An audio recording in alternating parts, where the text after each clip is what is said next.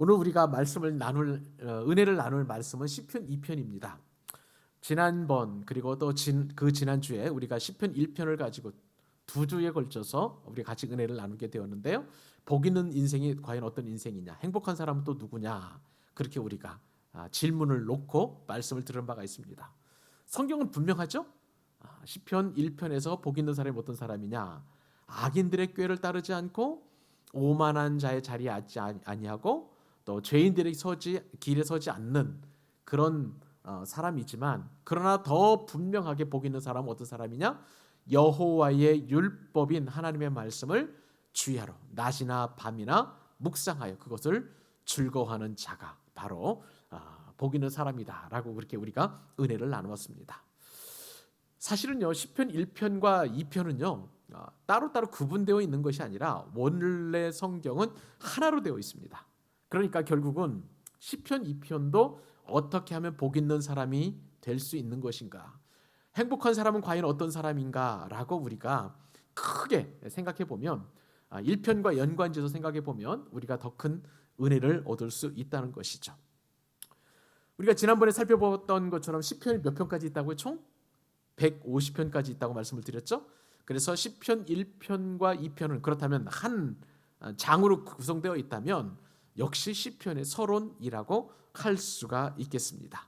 복 있는 사람이 어떤 것인가, 어떤 사람인가, 또 행복한 인생은 어떤 인생인가를 설명해 주고 있다고 해도 과언이 아니라는 것입니다. 근데 여러분, 시편 1편과 2편이 다른 시편과 좀 다른 점이 하나 있어요. 혹시 일자 위에 보면 초록색 글씨나 파란색 글씨로 글씨가 여러분 성경에 쓰여 있습니까, 없습니까? 그걸 보통 표제라고 하는데요. 시편 1편에 표제가 있나요? 없죠. 시편 2편도 표제가 있습니까, 없습니까? 없어요. 그래요. 시편 1편과 2편은 표제가 없는 대신, 그런데 시편 2편은요 다른 시편과 달리 아주 독특한 이름의 별명을 하나 가지고 있습니다. 따라서 한번 해보시길래요.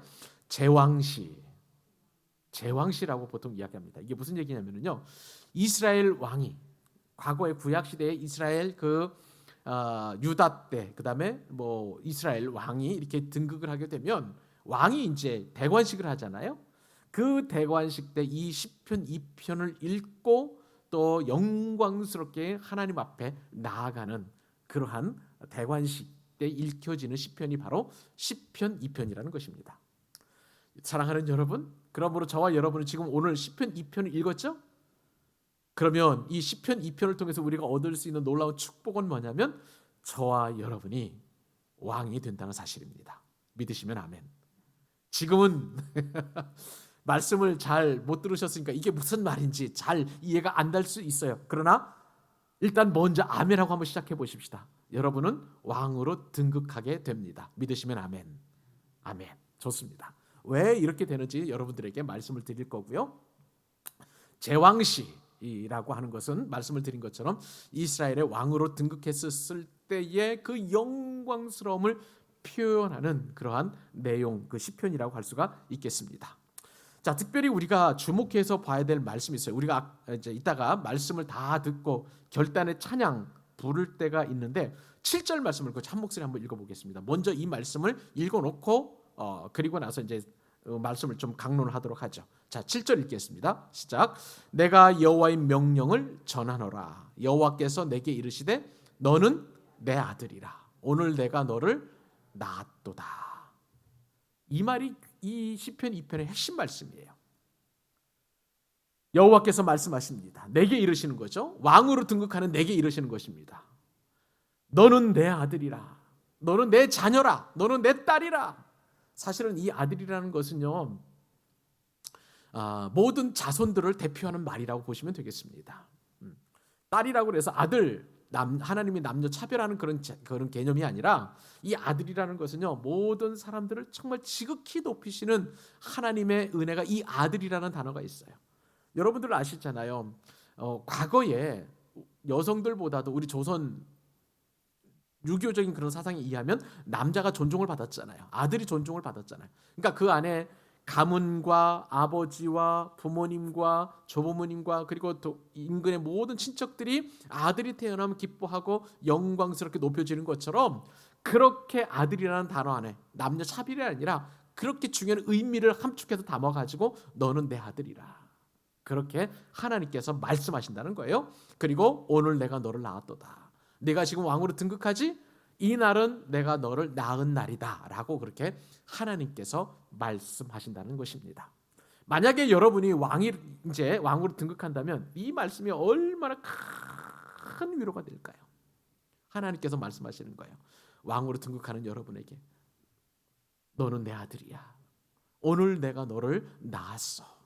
하나님의 아들로서 낳았다라고 그렇게 말씀하시니, 이 말씀을 듣는 왕은 얼마나 행복할까요? 하나님의 아들이라는 거예요. 신적인 아들이라는 거예요. 신의 아들이라고 분명히 그렇게 성경에 표현되어 있습니다. 자, 이렇게 우리의 정체성이 바로 하나님의 아들이요, 또 하나님의 자손이라는 것을 염두에 두고 오늘 말씀을 우리가 이제 묵상을 해보면 참 얼마나 이 말씀이 우리에게 큰 은혜가 되고 소망이 되는지 알 수가 없습니다. 자, 우선 하나님께서 왕을 세우시기 이전에 세상은 어떤 세상인가를 우리가 말씀을 통해서 깨닫게 됩니다. 세상은요, 기본적으로 하나님을 대적합니다. 그리고 하나님이 낳은 왕을 대적하는 것이 세상이라고 할 수가 있겠습니다. 오늘 본문에 보니까 어찌하여 이방 나라들이 분노하며 민족들이 헛된 일을 꾸미는가. 참 시편 기자가 볼 때에 이방 나라들이라고 하는 이 세상은 분노하는 거예요. 민족들이 헛된 일을 꾸미는 거예요. 누구에게 분노할까요? 하나님에게 분노합니다. 하나님의 자녀들에게 분노합니다. 하나님의 아들에게 분노한다는 거예요. 그리고 헛된 일을 꾸미게 되는데, 어떤 헛된 일을 꾸미느냐? 2절 말씀에 보니까 세상의 군왕들, 세상에 권세 있는 사람들, 돈 있는 사람들, 그리고 권력자들이 어떻게 하냐면 서로 꿰입니다. 돈도 있고 권력도 있어요. 그리고 힘도 있어요. 능력도 있어요. 그런 사람들이 서로 꾀를 내 가지고 서로 간에 의논하고 협상하고, 그리고 그들 나름대로의 그 어떤 그 지혜를 모아 가지고 어떤 일을 꾀하냐면, 그 뒤에 말씀 보니까 놀라운 일, 여호와를 대적합니다. 하나님을 대적하는 거예요. 그리고 하나님께서 기름 부음 받은 자들을 대적한다는 거예요. 이것이 바로 세상입니다. 여러분 어떻습니까? 세상이 우리를 사랑합니까? 아니에요. 세상은 우리를 미워합니다.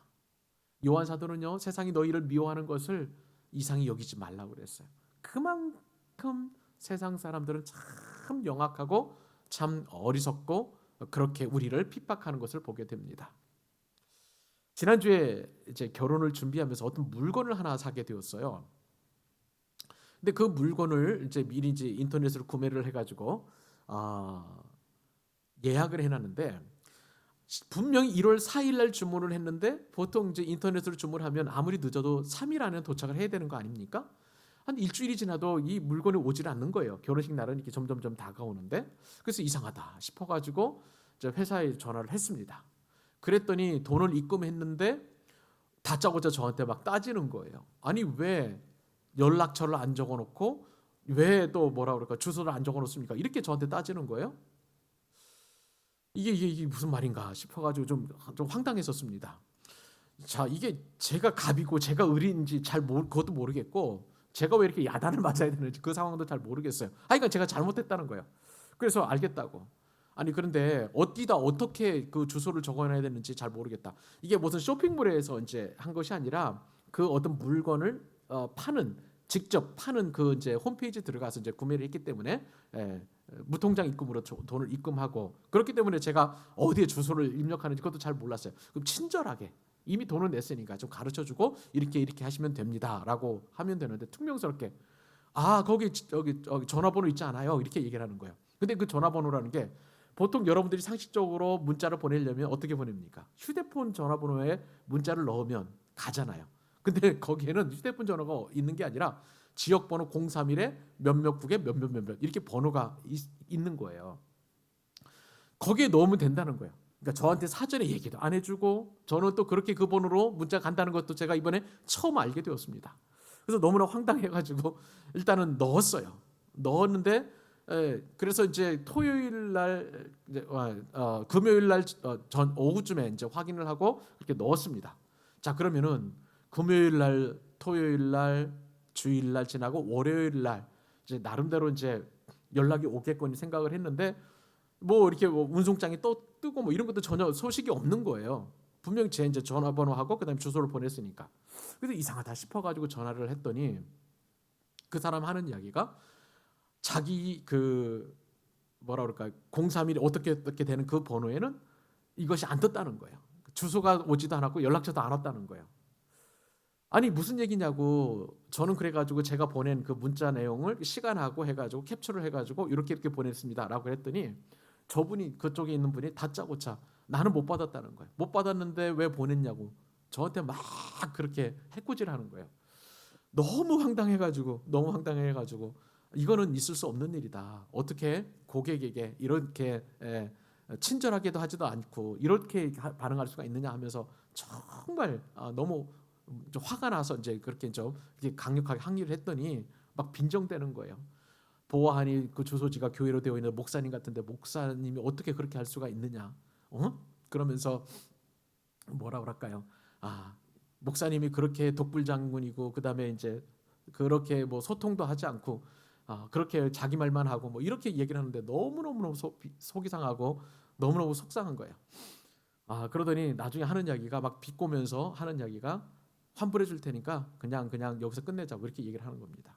너무너무 화가 나가지고 일단은 어떻게 해야 될지 막 진정하는 그런 과정 속에서 제가 이제 진정하고 이제 다른 곳에 가서 이제 똑같은 물품을 사는 더 싼 거 더 좋은 제품을 사가지고 이제 이번에 결혼식 때 활용을 하게 되었습니다.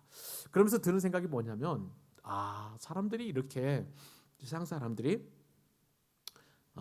예수 믿는 사람들을 이렇게 골탕을 먹이는구나 그런 생각을 들면서 여러 가지 생각을 이렇게 하게 되었습니다.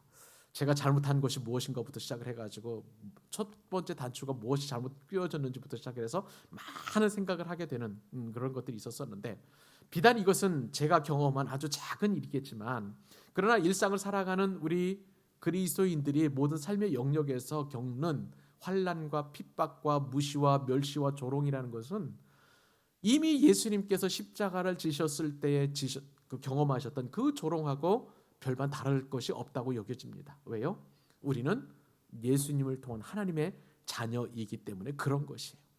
세상 사람들은요 얼마나 우리를 조롱하고 모욕을 하는지 헛된 일을 꾸밀 정도로 그렇게 우리를 대적합니다. 하나님을 대적합니다. 그러면서 3절 말씀에 보면 그들이 외치는 그 구호가 있어요. 3절에 읽어볼까요? 같이? 자, 시작. 우리가 그들의 맨 것을 끊고 그의 결박을 벗어버리자 하는도다. 우리가라는 것은 세상 군왕들이에요. 권세자들입니다. 뭔가 세상에서 좀 영향력 있는 사람들이에요. 그들이 하는 이야기가 어떤 것을 얘기하냐면 그 맨 것을 끊어버리자는 거예요. 하나님을 끊어버리자. 말씀을 끊어버리자. 그리고 교회 다니는 저 진부한 진리라고 하는 그런 것들을 다 끊어버리자. 그렇게 얘기를 하고요. 하나님의 말씀이나 하나님이 자신들에게는 결박이라는 거예요. 그러니까 예수 믿는 사람은 술도 못 먹죠. 예수 믿는 사람은 뭐라 그럴까요? 또 절도 안 하죠. 뭐 이런 것들. 그런 어떤 그 교회 다닌다면서 그들이 그 뭐라 그럴까 결박처럼 여겨진 것들을 다 끊어버리고 없애버리자. 그렇게 이야기를 한다는 거예요. 이것이 바로 세상의 특징입니다. 여러분, 이것이 남 얘기가 아니잖아요. 우리의 삶의 얘기잖아요. 똑같잖아요. 세상은 지금도 교회를 끊어버리자. 다른 데는 나갑니다. 근데 교회는 안 와요. 이것이 바로 우리들의 모습일 수도 있다는 거예요. 그런데 이러한 세상에 대하여 하나님이 어떻게 하십니까? 4절에 보니까 하늘에 계신 이 하나님이시죠? 웃으시는데 그냥 웃으시는 것이 아니라 주께서 그들을 비웃으시리로다. 가소롭다는 거예요. 아무리 저들이 하나님을 배반하고 하나님을 믿는 사람들 기름 부은 자들을 그렇게 모욕하고 그리고 그들이 스스로 하나님의 결박으로부터 끊어버리고 그리고 맨 것을 벗어버리려고 한다 할지라도 하나님께서는 비웃어 버리시고요.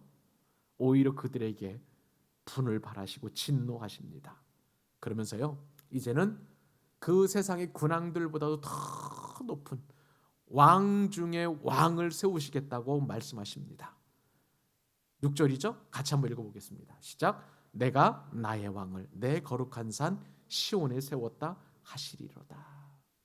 그래요. 하나님께서 하나님의 왕을, 하나님께서 세우신 그 왕을 거룩한 산 시온에, 교회에 세우셨다. 예수 그리스도를 믿는 사람들을 세우셨다. 그렇게 친히 말씀하고 계십니다. 그 사람이 누구입니까? 7절에 보니까 아까 우리가 읽었던 것처럼 여호와께서 우리에게 말씀하시되 너는 내 아들이라, 하나님의 친아들이다 라고 그렇게 말씀하십니다. 그리고 오늘 내가 너를 낳았도다, 영광스럽게 그렇게 말씀하고 계십니다. 이것이 엄청난 큰 은혜인 이유가 있습니다.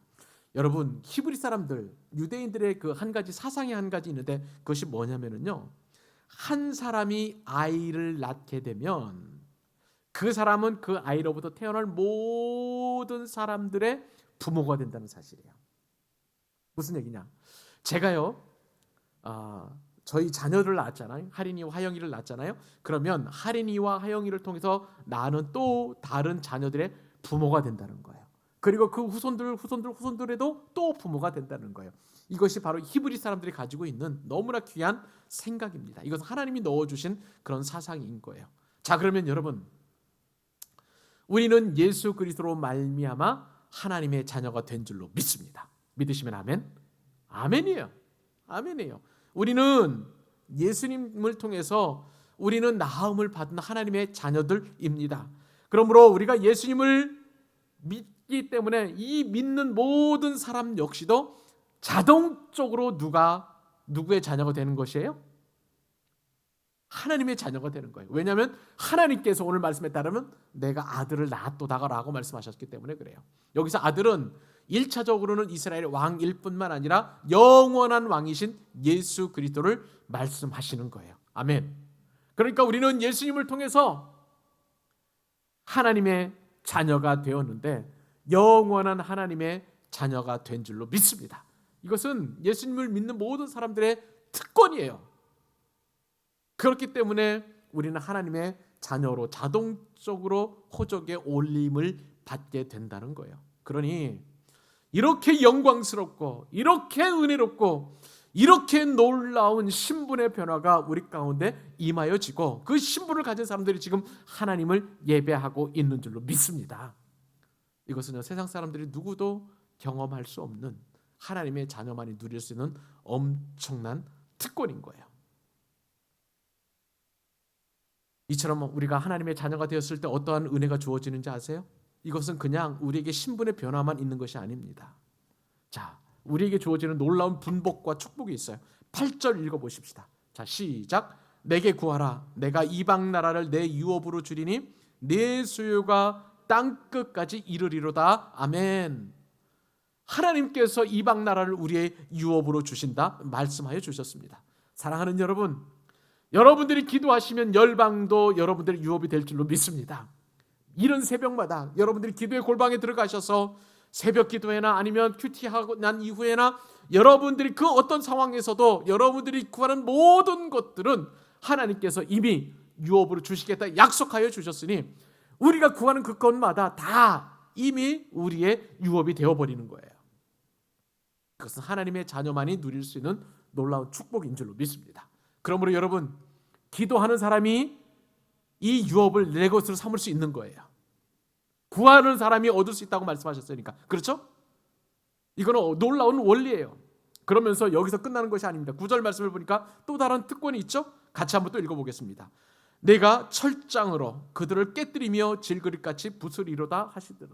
우리가 예수 그리스도의 이름으로 나아가는 그 권세, 하나님의 자녀로서 그 이름을 가지고 나아갈 때마다 그 이름의 권세로 말미암아 철장까지도 깨뜨려 버려지는, 감옥문을 닫고 있는 그 튼튼한 철장까지도 깨뜨려지는 역사가 일어날 뿐만 아니라 그것이 질그릇같이 순식간에 박살나 버린다는 거예요. 엄청난 능력이 우리에게 주어진 줄로 믿습니다. 이것이 바로 하나님의 자녀인 저와 여러분이 누릴 수 있는 놀라운 특권이에요. 그러므로 이러한 권세와 이러한 능력과 이러한 놀라운 위엄 앞에서 세상의 그 어떤 떵떵거리는 사람들이라 할지라도 무릎을 꿇을 수밖에 없는 거죠. 그래서 10절 말씀을 읽어볼까요? 자, 시작. 그런즉 군왕들아 너희는 지혜를 얻으며 세상의 재판관들아 너희는 교훈을 받을지어다. 너희들이 아무리 권세가 있고 돈이 있고 또 군사가 있고 또한 그 어떠한 강력한 영향력이 있다 할지라도 이러한 하나님의 아들로 거듭 태어난 사람들의 놀라운 축복과 은혜와 또 그 유업을 생각한다면 너희가 지혜를 얻을 수밖에 없다. 너희가 교훈을 받을 수밖에 없다. 그것은 하나님의 권세 아래 굴복하는 것밖에 없다라고 그렇게 시편 기자는 이야기하고 있습니다. 그런 상황에서 우리가 해야 될 그 두 가지가 있습니다. 첫째는요, 여호와를 경외하는 거예요. 사랑하는 여러분, 하나님의 자녀로서 그리고 왕으로서 우리는 하나님을 경외해야 될 줄로 믿습니다. 왜냐하면 하나님 우리의 아버지가 되시기 때문에 그래요. 그래서 우리가 해야 될 것 11절이죠. 여호와를 경외함으로 섬기고 떨며 즐거워할지어다. 만왕의 왕이시고 만유의 주이신 우리 하나님을 우리가 섬기고, 그러나 그분은 함부로 할 수 없는 분이세요. 그렇기 때문에 우리가 늘 떨며 두려운 마음을, 경외하는 마음을 가져야 될 것입니다. 그러나 그분이 나의 아버지 되시면 우리는 늘 즐거워하는 것, 이것이 바로 여호와를 경외하는 거예요. 사랑하는 여러분, 하나님의 자녀로서 하나님을 경외하는 그 기쁨의 순종을 우리 지극히 같이 누리실 수 있기를 바랍니다. 또 하나 12절, 이제는 그의 아들에게 입맞추어야 되는 거예요. 여기서 그의 아들은 누구입니까? 실제적으로는 사실은 예수 그리스도를 염두에 두고 시편 기자가 이렇게 기록을 했습니다. 입맞춘다는 것은 무슨 뜻이냐면요, 우리가 입을 맞추는 그분의 종이 된다는 뜻을 가지고 있어요. 예수님은 우리의 주인이십니다. 우리는 그분의 종이에요. 우리의 주인이신 예수님께 우리가 종으로서 그렇게 입을 맞추고 겸손하게 순종하게 되면 하나님께서 우리에게 주시는 것, 여기에 보면 12절 맨 마지막에 보면 모든 사람, 하나님께 피하는 사람, 복 있는 사람이 될 줄로 믿습니다. 만약에 그렇지 않냐면 어떻게 된 거예요? 우리에게 진노하시겠다는 거예요. 우리에게 하나님께서 급격한 화를 내리시겠다는 거예요. 그러니 우리가 그 길에서, 그 망하는 길에서 빨리 돌이켜서, 우리가 시편 1편에도 꾀를 따르지 않고 죄인의 길에 서지 않고 오만한 자리에 앉지 않는 것은 돌이키는 거잖아요. 하나님을 인정하지 않고 세상 영향력 아래 나아가기를 좋아하는 그런 습관에서 우리가 돌이켜서 그분께 입맞추고 그분의 종이 되기를 기뻐하면서 그렇게 피할 때에 우리는 복 있는 사람, 행복한 인생이 될 줄로 믿습니다. 이 밤에 우리에게 주시는 놀라운 제왕시의 축복이에요. 이 축복을 가지고 오늘도 우리에게 용기가 생겼습니다. 믿음이 생겼습니다. 기도할 힘과 능력이 생겼습니다. 그것을 가지고 주님 앞에 간구하는 귀한 기도의 시간 될 수 있기를 우리 주님의 이름으로 축복합니다. 아멘.